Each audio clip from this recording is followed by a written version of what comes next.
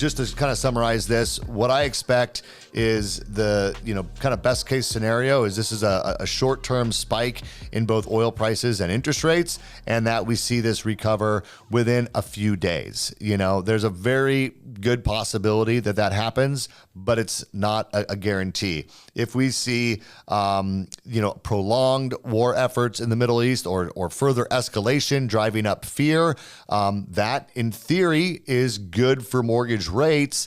I hate to say that, but it's true.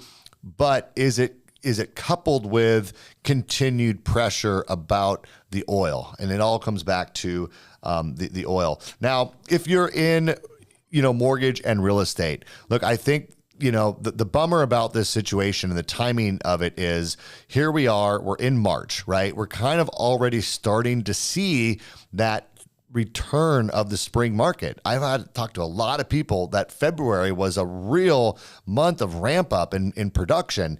And so, and that was on the heels of some of the lowest mortgage rates we'd seen in quite a while. The 10-year was under 4 for a minute. So we kind of had everything going in the right direction. We had the seasonality, those winds at our back.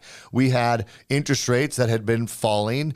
We had every indicator showing that inflation was pretty well in check. The labor market continued to be weak. All of that kind of pointing towards not a massive drop in interest rates in 2026, but a continued decline in interest rates. And now we have this going on. Now, I will tell you that if we see prolonged impact on oil prices, as I mentioned, this will be inflationary.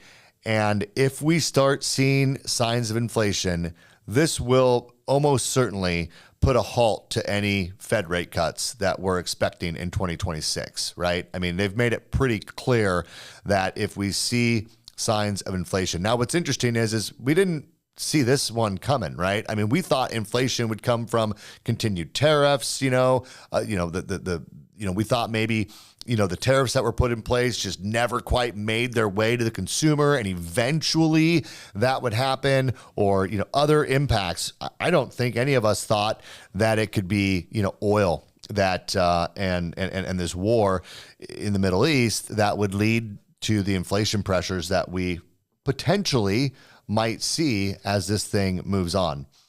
And that in and of itself, you guys, is a reminder that we don't know what sort of events can happen in the market that are going to move interest rates. There could be something that happens in the next period of time that drastically moves rates in the other direction, right? So we kind of make our predictions about what rates are going to do based on the overall trend that we see happening, and we can't plan for, black swan events, if you will, major shifts in geopolitical or otherwise, impacts to the economy, like we saw with COVID as an example, or when we saw, with 9/11. I mean, there's just big things that have happened that just take everything off the table. This is definitely a shift from what we were predicting, but it doesn't change the fact that everything we've said over the last 6 to 9 months is if inflation starts rearing its head again, the Fed will back off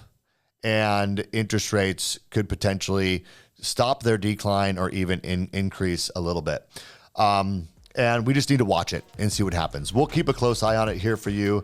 At Market Shares, of course,